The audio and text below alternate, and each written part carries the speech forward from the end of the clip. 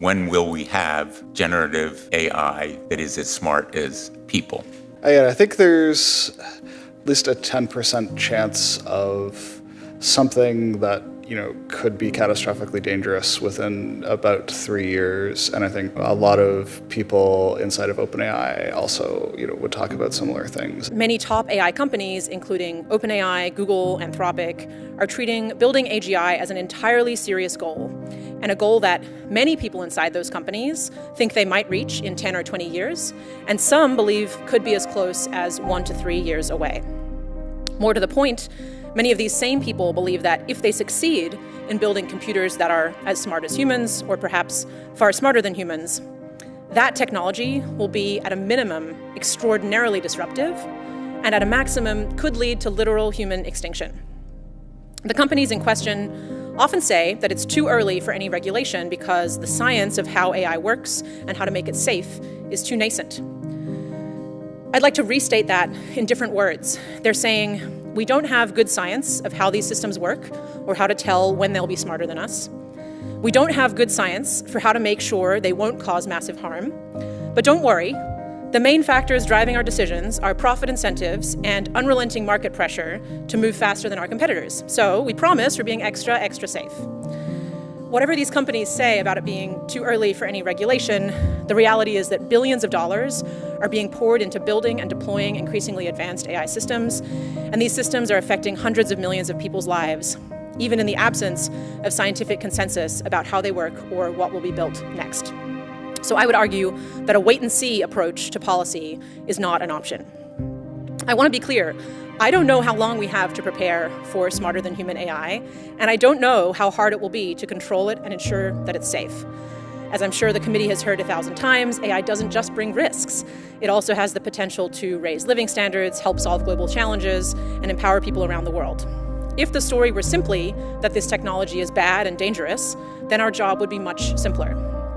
The challenge we face is figuring out how to proactively make good policy despite immense uncertainty and expert disagreement about how quickly AI will progress and what dangers will arise along the way.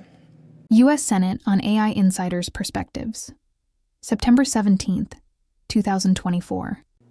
The good news is that there are light-touch, adaptive policy measures we can adopt today that can both be helpful if we do see powerful AI systems soon, and also be helpful with many other AI policy issues that I'm sure we'll be discussing today. I want to briefly highlight 6 policy building blocks that I describe in more detail in my written testimony. First, we should be implementing transparency requirements for developers of high-stakes AI systems. We should be making major research investments in how to measure and evaluate AI, as well as how to make it safe. We should be supporting the development of a rigorous third-party audit ecosystem, bolstering whistleblower protections for employees of AI companies, increasing technical expertise in government, and clarifying how liability for AI harms should be allocated. These measures are really basic first steps that would in no way impede further innovation in AI.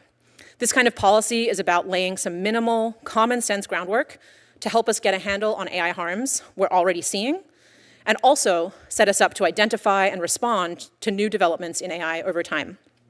This is not a technology we can manage with any single piece of legislation, but we're long overdue to implement some of these basic building blocks as a starting point. Thank you. Mr. Saunders.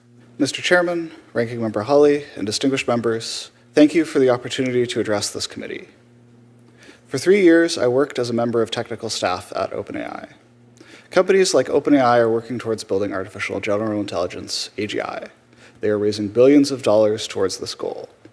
OpenAI's charter defines AGI as highly autonomous systems that outperform humans at most economically valuable work. This means AI systems that could act on their own over long periods of time and do most jobs that humans can do. AI companies are making rapid progress towards building AGI.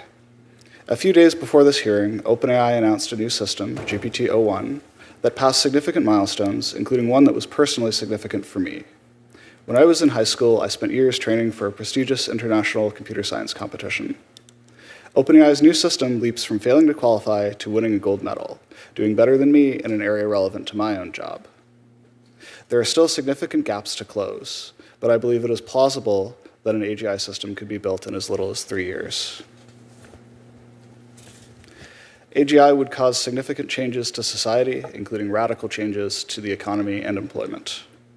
AGI could also cause catastrophic harm via systems autonomously conducting cyber attacks or assisting in the creation of novel biological weapons. OpenAI's new AI system is the first system to show steps towards biological weapons risk, as it is capable of helping experts in planning to reproduce a known biological threat. Without rigorous testing, developers might miss this kind of dangerous capability. While OpenAI has pioneered aspects of this testing, they've also repeatedly prioritized speed of deployment over rigor. I believe there is a real risk they will miss important, dangerous capabilities in future AI systems. AGI will also be a valuable target for theft, including by foreign adversaries of the United States. While OpenAI publicly claims to take security seriously, their internal security was not prioritized. When I was at OpenAI, there were long periods of time where there were vulnerabilities that would have allowed me or hundreds of other employees at the company to bypass access controls and steal the company's most advanced AI systems, including GPT-4. No one knows how to ensure that AGI systems will be safe and controlled. Current AI systems are trained by human supervisors, giving them a reward when they appear to be doing the right thing. We will need new approaches when handling systems that can find novel ways to manipulate their supervisors or hide misbehavior until deployed. The superalignment team at OpenAI was tasked with developing these approaches, but ultimately we had to figure out as we went along, a terrifying prospect when catastrophic harm is possible. Today, that team no longer exists. Its leaders and many key researchers resigned after struggling to get the resources they needed to be successful. OpenAI will say that they are improving. I and other employees who resigned doubt they will be ready in time. This is true not just with OpenAI. The incentives to prioritize rapid deployment apply to the entire industry. This is why a policy response is needed. My fellow witnesses and I may have different specific concerns with the AI industry, but I believe we can find common ground in addressing them. If you want insiders to communicate about problems within AI companies, you need to make such communication safe and easy. That means a clear point of contact and legal protections for whistleblowing employees. Regulation must also prioritize requirements for third-party testing, both before and after deployment. Results from these tests must be shared. Creating an independent oversight organization and mandated transparency requirements, as in Senator Blumenthal and Senator Hawley's proposed framework, would be important steps towards these goals. I resigned from OpenAI because I lost faith that by themselves they will make responsible decisions about AGI. If any organization builds technology that imposes significant risks on everyone, the public must be involved in deciding how to avoid or minimize those risks. That was true before AI, it needs to be true today with AI. Thank you for your work on these issues, and I look forward to your questions. This committee has developed a promising bipartisan framework and proposals that I earnestly hope will become law. They are urgently needed to provide effective guardrails for AI systems. My name is David Evan Harris. From 2018 to 2023, I worked at Facebook and Meta on the civic integrity and responsible AI teams. In my role, I helped lead efforts to combat online election interference, protect public figures, and drive research to develop ethical AI systems and AI governance. Today, those two safety teams do not exist. In the past 2 years, there have been striking changes across the industry. Trust and safety teams have shrunk dramatically. Secrecy is on the rise, and transparency is on the decline. Since leaving Meta, I have helped craft 2 bills about deepfakes and elections in California that await the governor's signature. Working closely with policymakers in California, Arizona, and internationally, I am more convinced than ever that effective oversight of AI is possible. Today, there are 3 things that I hope you take away from my testimony. First, voluntary self-regulation does not work.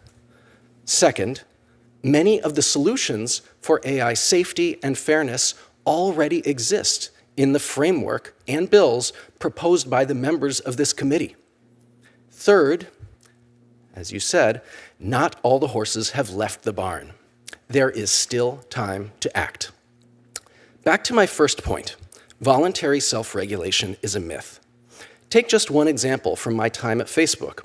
In 2018, the company set out to make time on their platforms into time well spent, reducing the number of viral videos and increasing more meaningful content from friends and family. The voluntary policy opened up a vacuum that TikTok was more than happy to step into. Today, Facebook and Instagram are fighting to claw back market share from TikTok with Reels, essentially those same viral videos that they sought to diminish. When one tech company tries to be responsible, another, less responsible company steps in to fill the void.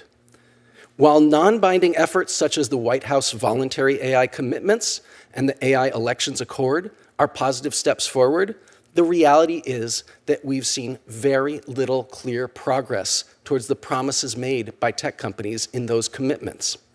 When it comes to policies and laws governing AI, laws with shalls rather than mays are essential. Without the shalls, the legislation becomes voluntary, and many companies will delay or simply avoid taking meaningful actions to prioritize safety or harm reduction. To my second point, we don't need silver bullets. The framework proposed by this committee's leadership already has so many of the answers.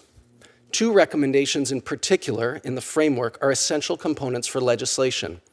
AI companies should be held liable for their products, and they should be required to embed hard-to-remove provenance data in AI-generated content. It is encouraging to see a bill on transparency in elections that would require labeling of some AI-generated material. More steps like these are needed. This brings me to my final point. The horses have not left the barn. The misconception is that it is too late to do anything. It can be dizzying to watch the fast-paced releases of AI voice and image deepfakes, but the growing role of biased AI systems making decisions about our lives. But there are still so many more uses of AI technology that have not yet seen the light of day. Next come the realistic video deepfakes, live audio deepfakes that can interact with millions of people at once, personalized election disinformation calls, large-scale automated sextortion schemes targeting children. Those are just a few of the ones that we see on the horizon. We need to move quickly with binding and enforceable oversight of AI. It is possible. If you take action now on the promising framework and bills already before you, you can rein in the Clydesdales and the centaurs waiting just behind the barn door. Thank you. Yes, perhaps because my equine metaphor resonated so much with you, I could offer another story from the animal kingdom, but this time ursine in nature. There is a metaphor that is used in the tech industry that I know of being used in at least two of the very biggest tech companies, and it's called the metaphor of the bear. You, senators, are the bear in this metaphor, along with other regulatory bodies, the regulators. And the tech companies in this metaphor are people running away from the bear as fast as they can. In this story, the bear eventually catches up and it eats the slowest person, eating the slowest tech company. Thus, the moral of the story, if you are a tech company, is just don't be the second slowest. That is the strategy. So as long as you can point to someone, to another tech company that is doing a worse job than you are on trust and safety, the idea is that is the optimal allocation of resources in your company. I think what's important here is that all of the tech companies, not just one, not just, for example, OpenAI, we're not singling out one or another, are engaged in that kind of strategy. Let me ask Ms. Toner, you wrote in your testimony that your, quote, experience on the board of OpenAI taught me how fragile internal guardrails are when money is on the line and why it's imperative that policymakers step in. I know there are limits on what you can discuss publicly. I'm very respectful of them. But maybe you can tell us what you had in mind when you wrote that sentence. Certainly, Senator, and there's now been enough public reporting of some of the kinds of incidents that demonstrate this dynamic, including situations like a process known as the Deployment Safety Board, which was set up internally. Great idea for something to try and coordinate safety between OpenAI and Microsoft when using OpenAI products. It's now been reported publicly that in the early days of that process, Microsoft, they're in the midst of planning a very big, very important launch, the launch of GPT-4. And Microsoft went ahead and launched GPT-4 to tens of thousands of users in India without getting approval from that Deployment Safety Board. Another example would be that there's been, since I stepped off the board, there's been concerns raised from inside the company that in the lead up to the launch of their 4.0 model, which was the voice assistant that had very, very exciting launch videos, was launched the day before a Google event that OpenAI knew might upstage them. And there's been concerns raised from inside the company about their inability to fully carry through the kinds of safety commitments that the company had made in advance of that. So there's additional examples, but I think that those two illustrate the core point. Thank you. Ms. Toner, I just want to stay with you and maybe pick up there. My understanding is that when you left the OpenAI board, one of the reasons that you did so is you felt you couldn't do your job properly, meaning you couldn't effectively oversee Mr. Altman and some of the safety decisions that he was making. You had said this year that, I'm just going to quote you, that Mr. Altman gave inaccurate information about the small number of formal safety processes that the company did have in place. That is, that he gave incorrect information to the board. To the extent you're able, can you just elaborate on this? I'm interested in what's actually being done for safety inside this company, in no small part because of what he told us when he sat where you're sitting. Thank you, Senator. Yes, I'm happy to elaborate to the extent that I can without breaching any confidentiality obligations. I believe that when the company has safety processes, they announce them loudly and proudly. So I believe that you and your staff would be aware of the processes they have in place. At the time, one that I was thinking of, which was one of the first formal processes that I'm aware of, was this Deployment Safety Board that I just discussed, and this breach by Microsoft that took place in the early days there. Since then, they have introduced a preparedness framework, which I think is, I want to commend many of these companies for taking some good steps. I think the idea behind the preparedness framework is good. I think to the extent they execute on it, that's great. But there have been concerns raised about, how well they're able to comply with it. It's been publicly reported that the, really respected expert they brought in to run that team has since been reassigned from that role. Which I worry what that means for the influence that team is able to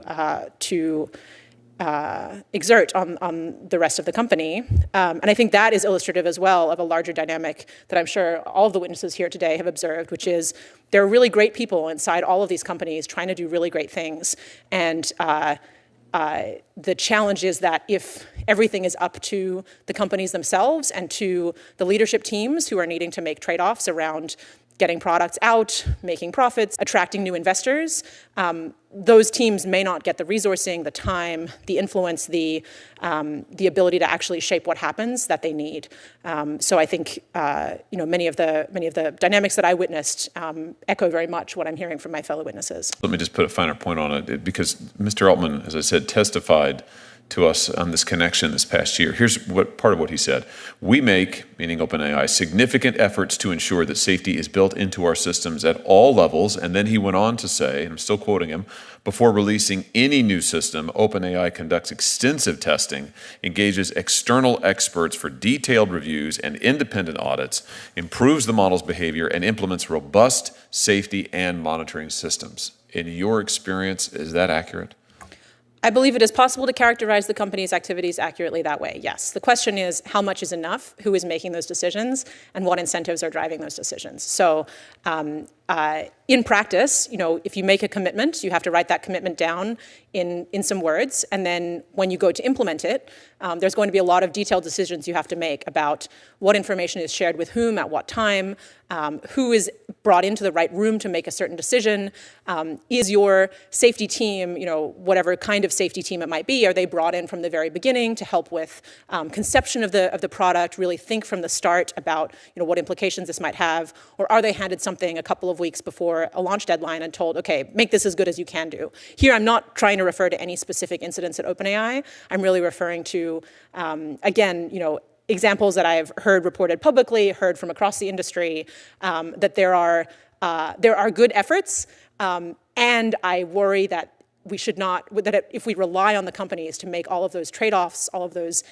detailed decisions about how those commitments are implemented, that they're just unable to fully account for the interests of a broad public. And I think, you hear this as well from people, I've heard this from people in multiple companies, sentiment along the lines of, please help us slow down. Please give us guardrails that we can point to that are external, that help us not only be subject to these market pressures. Just in general, is your impression now, was OpenAI doing enough in terms of its safety procedures and protocols to adequately vet its own products and to protect the public?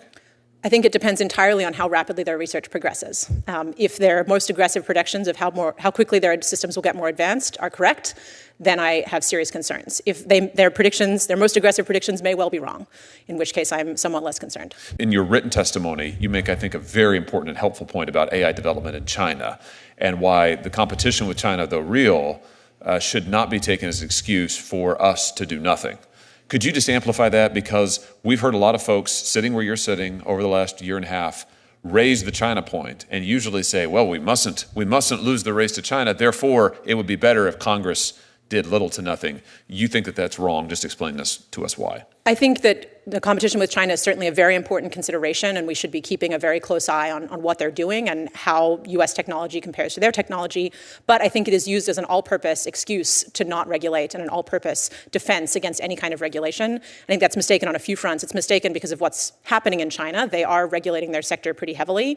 They are, scrambling to keep up with the U.S. They are facing some serious macro headwinds in terms of economic problems, access to semiconductors after U.S. export controls. So China, has its own set of issues. We shouldn't treat them as, just absolutely raring to go and about to pass us at any moment. And I think it also totally belies the fact that regulation and innovation do not have to be in tension. This is a technology, AI, that consumers don't trust. There's been recent consumer sentiment surveys showing that if they see AI in a product description, they're less likely to use the product. So if you can implement regulation that is light touch, that increases consumer trust, that helps the government be positioned to understand what is going on with the technology, you can regulate in really sensible ways without even impacting innovation at all. So then it's irrelevant, if it's going to affect the race with China. As you're, I'm sure, aware, the U.S. AI Safety Institute recently announced a deal with OpenAI and Anthropic, who agreed to share their models with researchers before and after deployment for research, for testing, and for evaluation.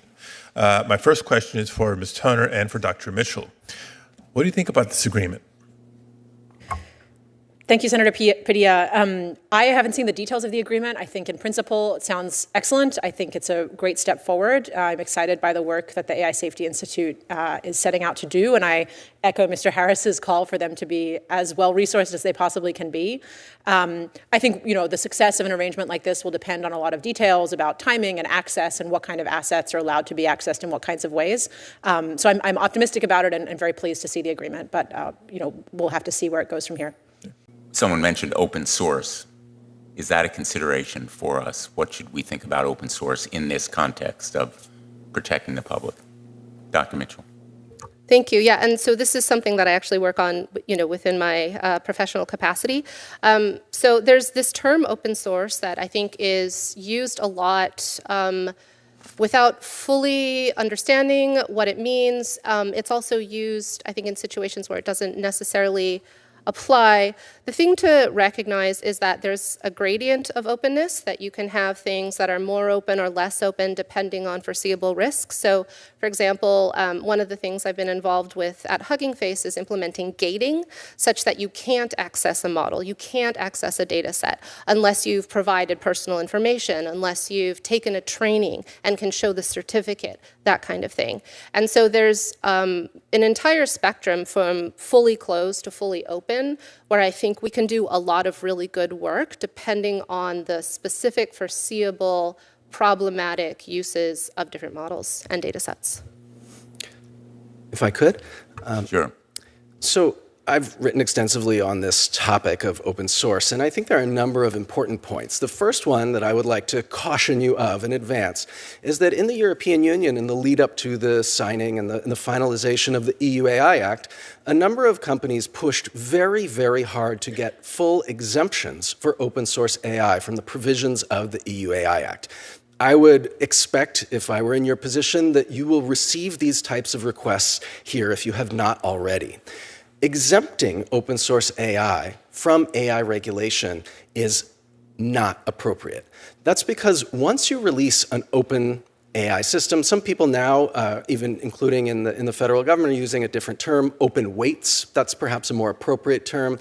The executive order on AI uses the term dual-use models, foundation models with widely available model weights. There's a lot of terminology issues here. I'll go with open weights, because I think that's the clearest one right now. Also, unsecured is a way to think about it. So when you release open weights, unsecured models, you never get them back. It will live on. You can do things to make it hide out in only the hidden corners of the internet. You can make it less available. And that's the case with all of these open weights or unsecured models. And unfortunately, we've seen a number of companies take that strategy without doing significant safety testing on models. And that's why I'm very concerned about this, and I believe there should be no exemptions to any AI laws for open weights or unsecured AI systems. When we're talking about AVs that act in the world without humans, and they're using AI, and that brings about the difference between intelligence and agency, between systems that think and systems that can act. So, Ms. Toner, let me come to you on this. When you look at this difference between intel and agency, do you see these as different concepts? Do they carry different threats? Should these be approached separately, differently? Does this play into AGI? Tell me your thoughts on that. Thank you, Senator. It's a good question. It's a timely question. We actually have a paper coming out introducing exactly this issue for policymakers in a couple of weeks. And what I would say is I think these ideas of agency or agents that can take actions autonomously is not at all separate. It is it's not the same thing as intelligence, but we are already seeing the ability of companies to take, language models, chatbots like ChatGPT and others, and, add a little bit of additional software, add a little bit of additional development time, and convert them into systems that can go out and take autonomous action. Right now, the state of these systems is pretty basic, but certainly talking to researchers and engineers in the space, they are very optimistic. They are very excited about the prospects of this category of system, and it's something that is very actively under development at, as far as I'm aware, all of the top AI companies, with the goal being, initially perhaps something like a personal assistant that could help you book a flight or schedule a meeting. But ultimately, Mustafa Suleyman, formerly at Google, now at Microsoft, has talked about, for example, could you have an AI that you give it, I forget the number, something like $100,000, and it comes back to you a little while later with $1 million that it's made because it's run some business or done something more sophisticated. At the limit, certainly this is very, very related to ideas around AGI and advanced AI more generally, sort of the founding idea or founding excitement of the field of AI, I think, for many people has been the idea of systems that can take very complicated actions, pursue very complicated goals in the real world. And I see a lot of, again, excitement in the field that we might be on the path in that direction. A number of you have mentioned whistleblowers and the need for protecting them. Maybe anyone who would like could expand on that point. You are all insiders who have left companies or disassociated yourself with them in one way or another, and I'd be interested in your thoughts. Mr. Saunders? Yeah. Thank you, Senator. So when I resigned from OpenAI, I sort of found that they gave to every departing employee a restrictive non-disparagement agreement, and you would lose all of the equity you had in the company if you didn't sign this agreement, where you had to effectively not criticize the company and not tell anybody that you'd signed this agreement. And I think this really opened my eyes to the kinds of legal situation that employees face if they want to talk about problems at the company. And I think there's a number of important things that employees want in this situation. So there's knowing who you can talk to. It's very unclear sort of what parts of the government would have expertise in specific kinds of issues. You want to know that you're going to talk to somebody who understands the issues that you have, and that has some ability to act on them. And then you also want legal protections, and this is where I think it's important to define protections that don't just apply when there's a suspected violation of law, but when there's a sort of suspected harm or risk imposed on society. And so that's why I think legislation needs to include establishing whistleblower points of contact and these protections. I think a core to the problem here is that the lack of regulation on tech means that many of these concerning practices are not illegal. And so existing whistleblower protections, it's very unclear if they apply at all. And if you're a whistleblower, potential whistleblower sitting inside one of these companies, you don't really want to go out on a limb and take a guess at, well, is this enough of a financial issue that the SEC would cover me, or do I have to go talk? If it's something that's kind of novel, related to AI development or other technology development, where you have serious concerns, but there's not a clear statute on the book saying the company is breaking the law, then your options are limited. So I think the need for whistleblower protections goes hand in hand with the lack of other rules. I think the point that you've just made is really important, that the failure to develop safety and control features in a product is not illegal, perhaps, and therefore may not be covered by a strict reading of whistleblower laws, even if it is a practice which is unethical and harmful. I think that's a very important point. We've seen examples already of our foreign adversaries using AI to meddle in our democracy. I think last month, OpenAI revealed that the Iranian government link group had used ChatGPT to create content for social media and blogs attempting to sow division and push Iran's agenda in the United States. There have been reports that China and Russia have also used AI tools deceptively to interfere in our democracy. I mentioned them earlier. I think the threat to our elections is real, and we're unprepared. Mr. Harris, you worked on a California law that seeks to safeguard our democracy. Are those the kinds of protections that you think would be effective at the federal level? And is there more that you would add to the California law? Thank you so much for the question, Senator. I believe that in California, it's difficult to make a lot of types of laws that could be made at the federal level. There are a number of reasons for that. One is simply the state agency infrastructure is dramatically smaller than the federal agency infrastructure. And in California, in a situation of budget deficit, it's very hard right now to pass any legislation that has any significant cost. That, I believe, is one of the biggest barriers to passing the legislation that we need. And I think that you have in front of you in your framework the type of legislation that California would not be able to achieve. Things like licensing and registration and liability, those would be very costly at the scale of a state to enforce those. And to be honest, it would of all the states in the country, maybe be one that cost California more than many others simply because of the location of the technology industry there. And there might be political conditions that make it harder in California to pass that type of legislation. Again, I'll entertain any points about the California law that any of you would like to make. And if not, let me follow up, Mr. Harris. In your experience there, what was your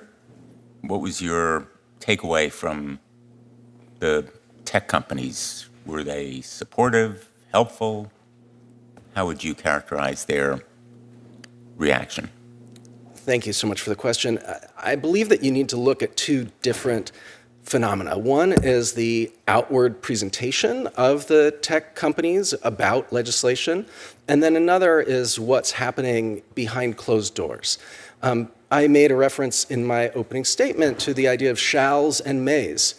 I was surprised. I have been surprised in my work in the California legislature by the way in which tech industry lobbyists, sometimes hiding behind industry groups, sometimes from individual named companies, are able to arrive at legislators' doors with requests to remove shalls and replace them with mays, to take legislative language that was very well-intentioned and at the 11th hour turn it into something that is meaningless.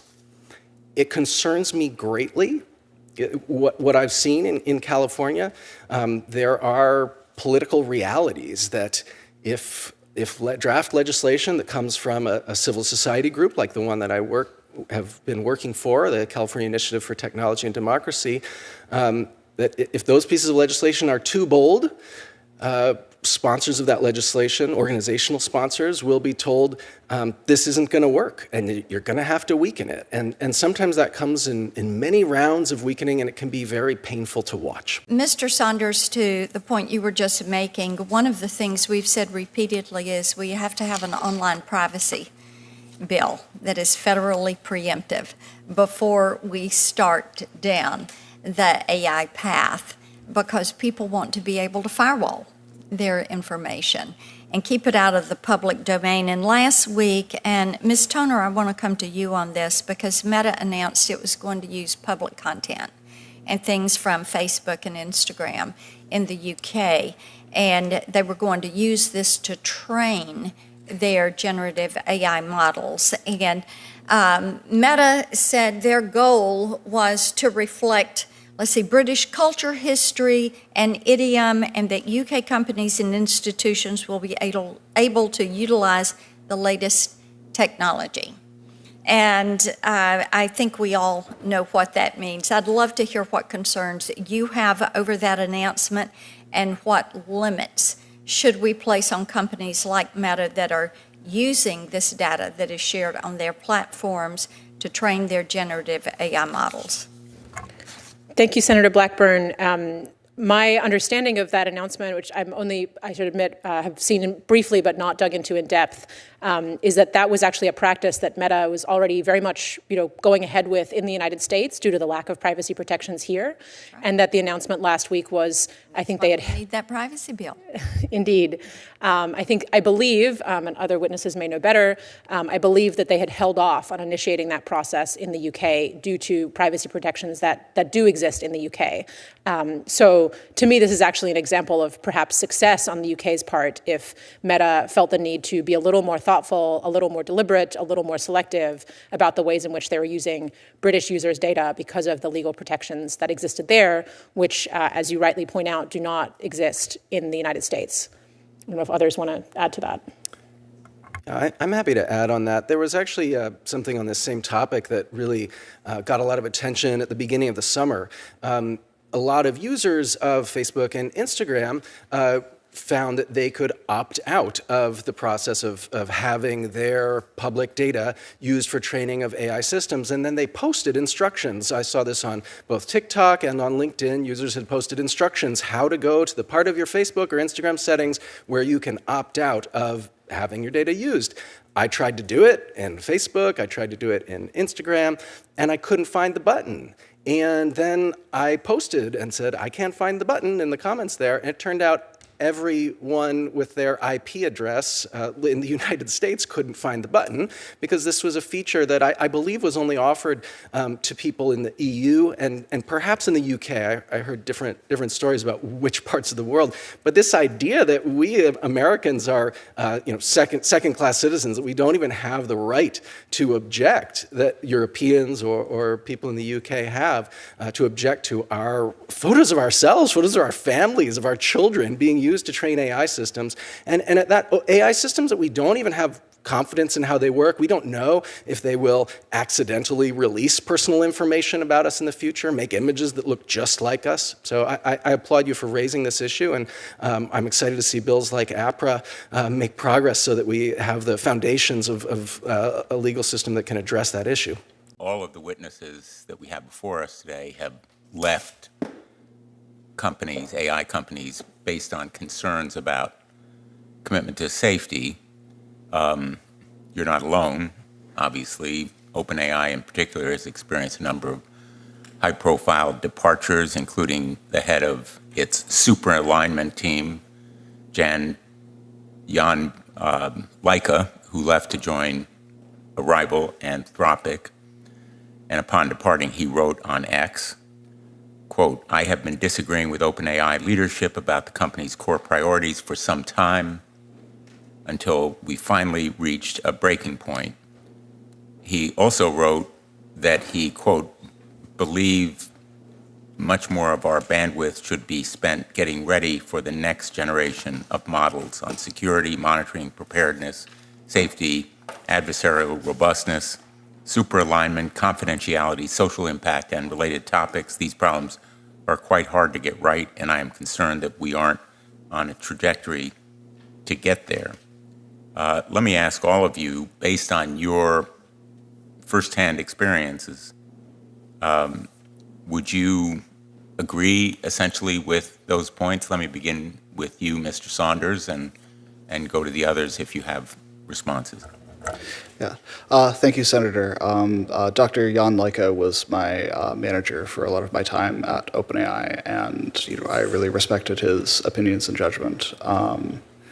And I think what he was talking about were sort of a number of issues where OpenAI is not ready to deal with models that have some significant catastrophic risks, such as high-risk models under the preparedness framework. So things that could actually start to assist novices in creating biological weapons, or the systems that could start conducting unprecedented kinds of cyber attacks. And so for those kinds of systems, we're going to, first we're going to need to nail security so that we make sure that those systems aren't stolen before we figure out what they can do and used by people to cause harm.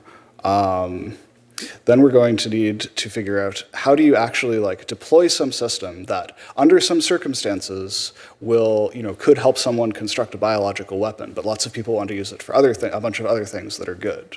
So every AI system today is vulnerable to something called jailbreaking, where people can come up with some way to convince the system to provide advice and assistance on anything they want, no matter what the companies have tried to do so far.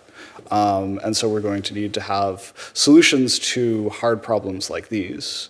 And then we're going to need to, have some way to deal with, models that again might be, smarter than people supervising them, and might, start to autonomously cause certain kinds of risks.